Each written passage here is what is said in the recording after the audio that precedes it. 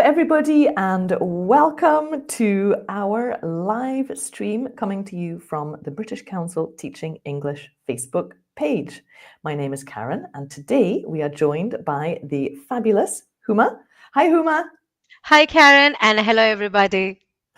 And today we are talking about our new theme, which runs for 3 months. So we have lots and lots and lots of time to get very involved in what it means, what it's all about, what do we have going on, and especially what it means for you teachers and us as teachers in the classroom.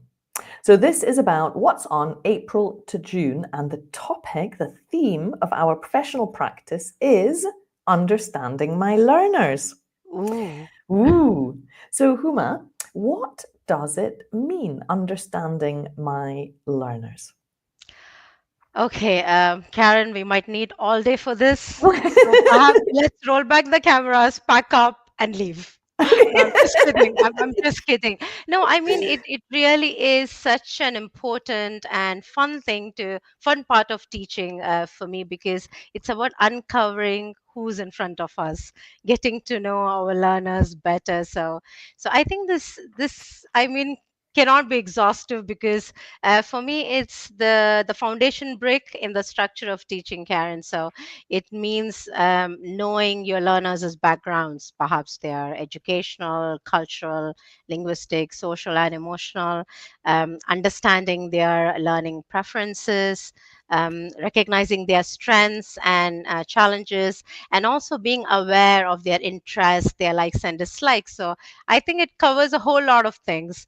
And I think the key is to be flexible, to be open and curious, because we need to remember that our learners and their experiences change with time. So should our understanding of them. Good point. Because for me, it kind of covers everything. Like you say, it's about finding out more about our students. But why do we need to find out about them? Like, because I've got like quite a few different classes that I'm Yeah. working with, some teenagers, some younger Mm. ones, some were outside, some were inside. And then, of course, some we start in September and finish in June. And there's different moments throughout that year. Like Yeah. right now, we've got a week to go before Easter holidays, and everyone's really tired. So Mm. I need to be a little bit mindful of that. Yeah. So how like for you in your teaching, how does, learning about your learners, how does that affect your teaching? Oh, I think in many different ways, Karen. I think when we understand our learners, I think that's when we get to look at our teaching, take a step back, look at our teaching and see how we can adjust our teaching or change things about our teaching to suit those needs. But as we all know, I mean, this is pretty complex. It's easier said than done, because at the end of the day, we're working with people who bring their own suitcases to the classroom that are full of their language learning and other life experiences. So yeah, I mean it's complicated, but I think over time teachers get to know their students better, and if you're able to at least bring in one thing that's going to be interesting or useful or relevant to your learners, then I think you've got something to celebrate about. That's a really good point, Huma, because you're like it is very complicated and it Yeah. sort of covers everything. You know, like people come from different backgrounds, people come from different homes and families. We don't know much about the journey even that our Mm. students have had to get to the classroom, or even sometimes for me, the lesson they've had before can affect how they are in my class. So it's Oh yeah. useful to know a little bit about what's happened to them. um, Yeah, mm. absolutely, Karen. For example, I have students who love speaking, and then there are those who like grammar, and there are those who only wait for those snack breaks. But all of those preferences are important, and they must be valued and respected. So And I really like the point you made just now, Huma, that even one little thing can make a big difference. yeah, So it's quite it's such a massive topic, understanding my learners, and it can feel a little bit overwhelming sometimes, yeah. to think, oh, I need to learn everything right now. But like you said, just a little small something can go a long way. Let's just say hello to a few people who are joining us. We have Raluca from Romania. Hello and welcome. We have Artemis from Greece, and we have Said saying hello, hello. And here we have Chanda from India. Fantastic. Thanks for joining us, everybody. We're talking about understanding my learners. So, Marcus is doing a poll. We just wanted to ask teachers watching, do you find out about your learners before class or before you start teaching them? Yeah. Let us know in the comments. Do you find out about your learners before you teach them? Huma, do you do that? Oh, yeah. I mean, like I said before, Karen, I think it's a continuous process. So I do that before I start teaching in many different ways. Of course, we've got the traditional ways where you give out questionnaires. You could have one-to-one chats. You can also have, make notes about your learners, classroom observation of your student behavior, their likes and dislikes, who enjoys group work, who doesn't. So I think it's important to know what they like doing in the classroom, what their goals and also motivations are. For example, I mean, again, I remember asking one of my adult learners, so why do you want to learn English? And she said, oh, I want to know what my teenager says on TikTok. So so motivation can come in so many different forms, and they're all important, really. So I think it's a continuous process, an ongoing process, something that you do before you start teaching. And I think it's more important that you get to know your learners during the teaching process, because sometimes, especially I think you and I were talking about this the other day, when you work at schools and other centers, you're quite keen on getting to know your learners from other teachers, but I would shy away from doing that because I don't want to be affected by teacher bias, and that's quite normal. I mean, we are all human beings, we form opinions and judgments, so I'd rather give myself the opportunity of knowing my learners firsthand. Yes, we were talking about that a little bit beforehand. Mm. Marcus just did a poll to say, do you find out about your students before teaching them? 40% said yes and 60% said no. And it's an interesting question because, like you said, for me, I do want to know about them before class so that I can adapt and tailor my lessons. But at the same time, I also don't want to know, too much that might bias me. Yeah. Or affect how I see the students. So it's a sort of fine Absolutely. balance, isn't it? Yeah. Between and here's from YouTube. Welcome everybody. We're also live streaming on YouTube. Who says yes? Find out about the students beforehand. So I think I have a secondary question to everybody watching. What do you find out about beforehand? So what do you find out about your students beforehand? Because we were just talking about, like, for me, when I get a new class, sometimes some of the other teachers will say, oh, these students are like this, or they're like this, or they're like this. And I'm like, no, I don't really want to know that. But I do want to know some other things. What Yeah, kinds I of mean, things do you want to know about? that's an interesting question, Karen, because in my context here in the UAE, my classes are quite multicultural, multilingual, multinational. So it's very Oh, total important. opposite from I mine. know. So at any given time, I have anywhere between 2 and 10 different languages, 2 to 12 languages in my class. Wow. So I think it's important for me to know where my students are coming from. I think that's the starting point.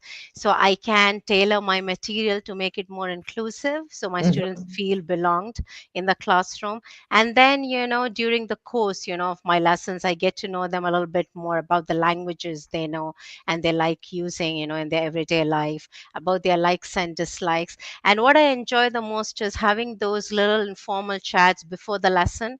I usually go, I'm usually there 10 to 15 minutes before the lesson time, and I wait for my learners to walk in, and I sit down with them at their tables and have those little chats about their lives, their families. And that's when I often discover a lot of interesting things about them than, something that I might know, by simply giving out a questionnaire. So I think it's important to have, that connection, with your learners.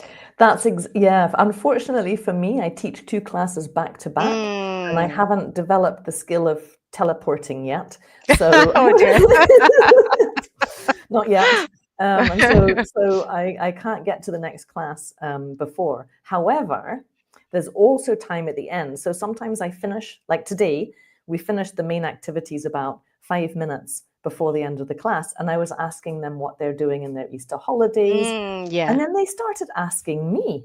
And so then Oh, we had a yes. lovely conversation about what we're doing. And then I got to know a little bit more about, the sports that they like. And some of them are in football competitions, and which is great. So I can use that in some of my next lessons. Actually, that reminds me about something, Karen. I think it's Yeah. important for teachers, to give a bit of themselves to the learners too, so the learners can, can walk that extra mile. Because this is some feedback that I got from one of my advanced groups of learners when I was teaching back home in India. That was many years ago, maybe Mm-hmm. 2009 or 10, I don't remember. And I remember when I got mid-course feedback from my learners, and that was an advanced group. Obviously, I had journalists and vice presidents, of companies in the class, and I remember them telling me that we don't know enough about you, so it'd be nice if you told us, as much as you know about us. So from then on, I started, sharing more information about me. For example, if there's a lesson about holiday, now I often show a picture of, my holiday, one of my recent holidays, and then I talk about it, and it's easier for them to then, make that move, talk about themselves. So I think it's two-way, really. That's so interesting. Yeah, I think it is two-way. So it's understanding my learners and then also about each other. Because when Yeah. I say something about myself or what I've done, or if they see me out in the streets, then it just builds that little bit of connection. Just going to have a couple of comments here about what this is Chander saying, that he finds out about the students' interest, their family, things like that. And from YouTube, personal information and likes and dislikes. So yeah, that's pardon me, something that it's useful to find out a little about beforehand. So what do you do? You mentioned earlier that you were saying which students like group work and maybe which don't. Like my teenage students have said to me that they don't want to stand up and they Mm. won't do anything to do with standing up. However, I know that doing some movement is a good thing. So how do you balance that with what they say they like, but maybe they don't really know? Yeah, that's a very interesting point, Karen, because like I was telling you, I mean, my teenage learners have told me, don't make me write, but writing Yeah, is important and they right? need it for their academics. So I think it's more about, bringing in a part of their world into activities that they might not be keen on doing. So, okay, you don't want to write, but do you write anything, about in your daily life? So maybe they like writing, on social media. So maybe, incorporating their interests into activities that they're not very keen on doing. So I think so. I remember there was a learner in my class who absolutely hated writing, but he loved drawing. And I was surprised that after a writing lesson, he actually came up with a piece of drawing where instead of the image, it was all words, and his sentences, but in the form of an image, So Wow. yeah, that was quite interesting because he hated writing, but he was still able to, maybe connect some pieces together and express his ideas in the form of a drawing, but that didn't seem like a paragraph or anything, in An traditional, alternative. exactly a teacher would look for. So I think in what I mean is that we need to give students that agency, that voice, to express Mhm. themselves in different ways. Yeah. Yeah, no, for sure. And I think as time goes on, we start learning more about our Mm, students, and things like standing up doesn't have to be the traditional kind yeah, of mingle activity. It can be, I get them to come to me for instructions and they don't yeah, seem to mind that.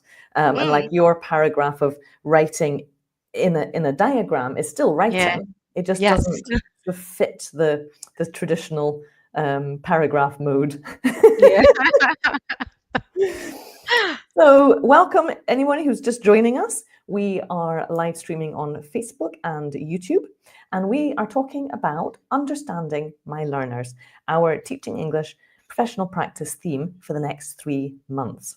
Mm, So, Huma, um, what resources do we have? We have a huge amount of resources, and so again, it might feel a bit overwhelming, so we'll just take you through some of the resources and things that are coming up. Yeah. So I'm going to share my screen. And Huma, are you okay to talk through some of the things that we're doing? Yes, yes, of course. I'd love to, Karen. Oh, great. So this is how you find out about what's coming up over the next 3 months. On the Teaching English main page, we have what's happening on Teaching English in April to June. And here is where you can find out all the things that are happening.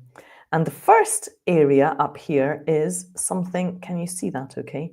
Wait, I've gone too far. There we go. Oh, yeah, yes. Teacher pathways. So Huma, what are the teacher pathways? Okay, so Karen, I'm going to simplify this for the audience. As you know, I have got this little. Yes, okay. Let me just go back. Let me go back a step. I'll put you on your own so that everyone can Okay. see it. So the teacher pathways are collections of resources, and there are 3 of them here, and we'll just talk mainly about the first one. Mm, And in the I'll show you more detail of the first one. So yeah. this is our first big resource, and let me put you on. So Huma's going to tell us more about the teacher Okay. pathways. Is that visible, Karen?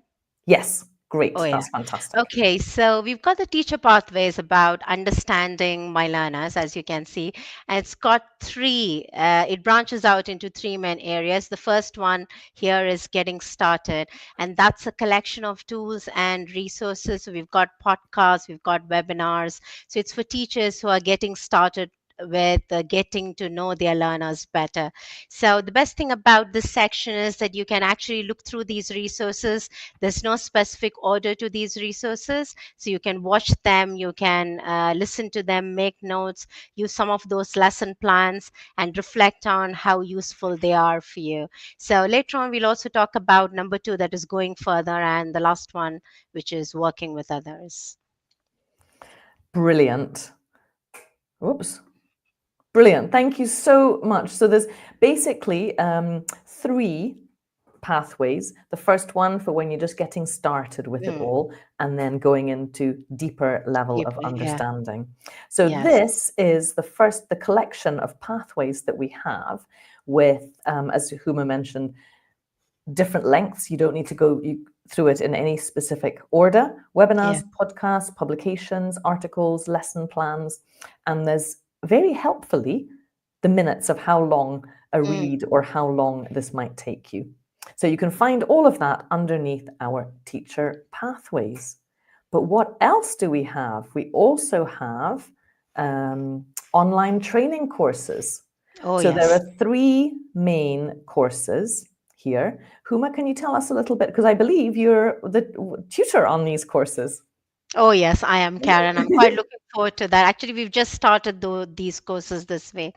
So we've got 9 courses running at the moment, but the three courses that you see there on the top, courses on understanding your learners, are the main courses. So we've got motivating activities for primary, where you can lay your hands on interesting and engaging and fun activities for your primary learners. And of course, we've got motivating learners in general, so where you can walk away with ideas for motivating any age group or any target group that you teach in your own context. And you can also reflect on how the ideas from this course can be useful in your own teaching situation. And of course, we've got the research course, which is one of my favorite courses because I love classroom research. I'm an active classroom researcher. So it's something that covers everything. So you want to know how to motivate your learners, then of course you need to research. So maybe, and research doesn't have to be anything big, chunky, or overwhelming. Simply reading an article about motivating your learners is also research. So and all our resources here on this page actually lend themselves well to classroom research. So it's a course that tells you about how you can research your teaching for improving your teaching and the learning experience for your learners, and the starting point could be just reading an article. So, As simple as that. yeah. Exactly. Exactly. Thanks, Huma. We also have Mhm. various online events and webinars. And our first webinar series is Understanding Your Learners on the 11th of April next week. We have 3 webinars and you can enroll and register for those on our website under this link here. Understanding Your Learners. And there's also teacher educator webinars and many more coming up over the next couple of months. And Facebook, Instagram, and YouTube events as well. And for the yes, in fact, your other course tutor Sharon and I are doing an Instagram live in a couple of hours. So Oh, yes. anyone wants to join us, we'll see you on Instagram. And for the classroom, lots of special days, lesson plans coming up that you can find as well, and our podcast series. And last but not least, publications. Here are all the publications connected to understanding my learners. So lots and lots going on. My goodness, Yes. like where to begin? Where would you begin? That's a good question, Karen. Maybe I'll go back to getting started with understanding my learners. Yeah. We've got a question here actually from Sudha. Is it free online course or paid? Huma? Oh, yes. I mean, the good news is that all of these courses are free for teachers. So you follow the links in the comments to enroll for these courses. And the cherry on the cake is that you get a certificate on 100% completion of all the online Woo! modules. So we urge you, we're going to encourage you to go ahead and sign up for as many courses as you'd like to, because, there's no cap. You could register for one or all the 9 courses. It's up to you really how you want to manage your time. Brilliant. And how long would one course take someone who might have a busy life with kids and full-time teaching? Okay, so these courses are going to run for 3 months, Karen, which means teachers have 3 months to work on these courses. And the evergreen courses are going to run a bit longer, I think 6 months if I'm not wrong. So which means that you've got, a whole lot of time to actually work on these courses. So please go ahead, register and see, how you're able to work, manage your schedule and you're able to work on these courses. Fantastic. So huge amounts going on. I just want to say hello to so many people who are joining us. Here is Hussein and Soba and Roka and Angta. So brilliant. Welcome, welcome, welcome. So Huma, when you find out about your learners, we've got a couple of people asking about the links, and the links are in the chat. You can find the links in the chat, and Marcus is putting them in there now. Otherwise, go to our teachingenglish.org.uk website, and you can find on the homepage all the links to click through to find everything. Wonderful. So, Huma, I was just asking you about when you find out about your learners, are there certain things that you want to know more about at the beginning, the middle, and the end of your teaching? Oh, yes. I mean, like I was saying before, Karen, I think when I start a course, I want to know who my learners are, where they're coming from, because I think that's the least that I should know, before they come to my class, because of the multicultural nature of my classes here in the UAE. So, from which part of the world are they coming from? Because I could have, mix of cultures and nationalities. So, I don't want to be, erring, so on the wrong side, on the wrong foot. So yes, I mean that's the first thing that I get to know who my learners are, where are they coming from which part of the world. So I know a little bit about the culture and I can, bring in aspects of their culture into my lessons. And I think everything else slowly falls into place once you start teaching your learners, you get to know them a little bit more. And that's when even your own perceptions of people from different parts of the world get, challenged, because like I said before, it's normal to have those biases and those stereotypical ideas about people, about context, about situations. So as you get to know your learners, you're becoming better, actually at tailoring your lessons and adapting your teaching to their needs and interests and their lives.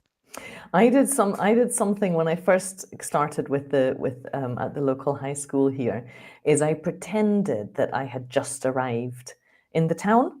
Oh, My nice. Yeah, I had been here a year, but I was like, I've just arrived. I don't really know anything about how things work, so explain it to me. And through them Mm, explaining it to me, they were also talking about their lives. And so sometimes, we're teachers in our own countries. Sometimes yeah. we're teachers in another country with students from different countries or from the Oh, same yes. country. Mine are all from here, but some of them Mm, come from different villages around, so they can talk about the different things that happen in the different festivals, for example, that they have in their festivals. And then I was also talking about some of the things that I find surprising here or that's different from in mm, my own country. So all of those, I think we probably do a lot of this in our classrooms without yeah. realizing, just getting to know our learners sort of informally. Yes, absolutely. And also, when you look at the work that they produce in the classroom, I think it tells you a lot about them. If they have to write about their hobbies or their recent holidays, then you get to know what your learners enjoy and they don't enjoy doing really, which can be useful information. So everything about your learners that is obvious, not obvious, visible, and invisible can be key information about them. Yeah. Like nobody wants to do a test, but you have to. Indeed. for, for example. So have you started on the courses? Oh yes, we The started the courses have courses this started, week, Karen. and So it's not too late to register. oh, not at all. I mean, actually, we've been only it's only been 2 3 days into the courses. So if you haven't, please do register for these courses. And as you may, some of you might know, we also got a dedicated Facebook group called the Courses for Teachers Facebook group, the British Council Courses for Teachers Facebook group. We call it the community because it's a community of of teachers, tutors, and everybody else in there. So we've got live sessions, dedicated live events, about these courses. We also got discussions and a whole lot of other resources that you could download and also save, for use in the classroom. So please join the community as well. Yes, Marcus has just put the Mm, name of it in the chat there.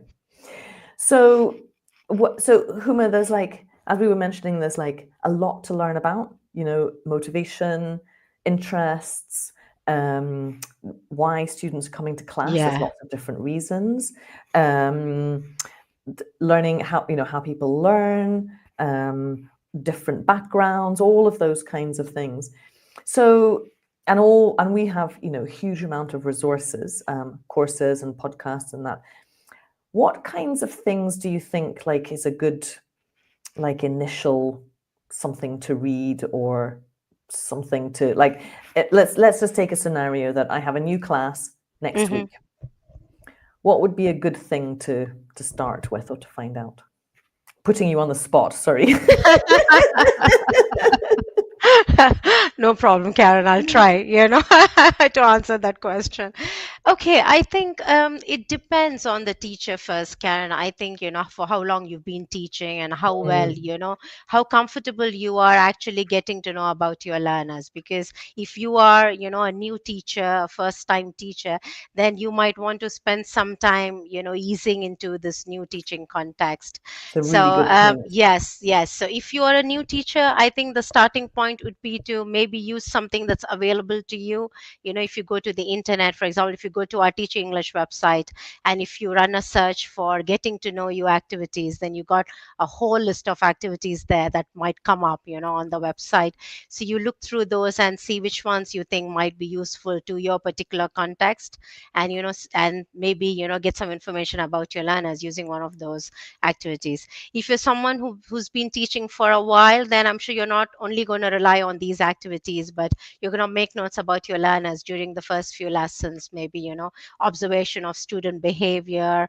Maybe you got a little table in your journal about group work, pair work, about other aspects of classroom behavior, depending on the age group that you're teaching, that you might want to make notes about. So you might use different sources to collect information about your learners and then maybe put them all together. So you got a lot of data staring in front of you, and then maybe put all those pieces of the puzzle together and see how you want to move move forward from that.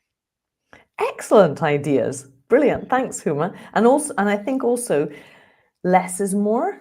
Like it Mm. can feel like I have to sort of do everything right Oh, away, yeah, yeah. but a small change. I know some of my students, when I watch them doing the group work, um, I think it was a couple of weeks ago, and I asked a few to move to make even groups because for the activity I needed groups of 3, and then somebody joined a group and it didn't really work. So now I know Mhm. not to do that, and I've Yeah. made a note to a mental note to remember that some people don't work as well with other people, and that really helps group dynamics.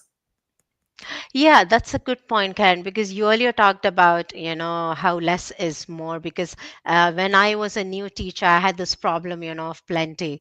Because I would go to the classroom with a lot of different sheets, that star of my life, the find someone who activity, and then another needs analysis, worksheet, which now when I look back and see, I don't carry them anymore with me to the classroom, because they consume a whole lot of time, and you might not get actually as much information as you'd like to about your learners, from all those so many different activities. So I think, yeah, I think as teachers, we got to be prudent about, how much you want to know in that first lesson, because it is impossible to know everything, in that first few lessons.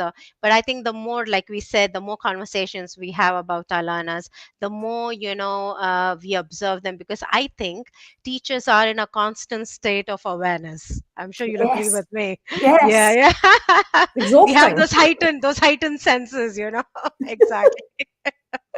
Like that of my cat. I have a cat. So those heightened senses. So I think it's useful, to keep those activated, to listen to and to observe everything that's going on in the classroom. I think that's where you have more important information.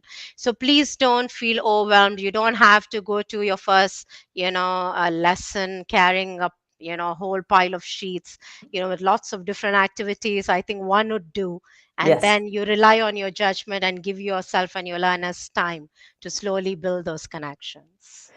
I think this comment sums it up well from Rebecca. I'm a teacher by profession, and I believe some learners move fast, others need more Mm, time. Be patient and flexible. lovely. Thank you, Perfect. Rebecca. That's an Yeah, amazing comment. that Yeah. sums it up very well. Well, my goodness, Huma, the time has flown by. As Thank always. you, as always. Thank you, everybody, for joining us on Facebook and YouTube. It's been a delight. Keep your comments coming. Keep your eyes open on our social media channels, Instagram, Facebook, and YouTube, for more updates. Lots of content coming up, lots of very exciting events. And a final question here. Here we have one from Julia. Yeah. Do you have a podcast? I'd like to hear in for you. So yes, we do. We have lots of podcasts, Oh, and yes. you can find those. You can find those on the What's On page of in the Teacher Pathways, and you can also find them on our website. Thank you so much, Huma, for joining us. It was a pleasure talking to you. Thanks, Karen. I enjoyed this conversation with you and the other teachers in the room today. And thanks, Marcus, for helping us out as always. As always, yes. Thank Yes. you, Thank you, everybody, and everybody. we will see you all soon. Yeah. Bye bye. Bye.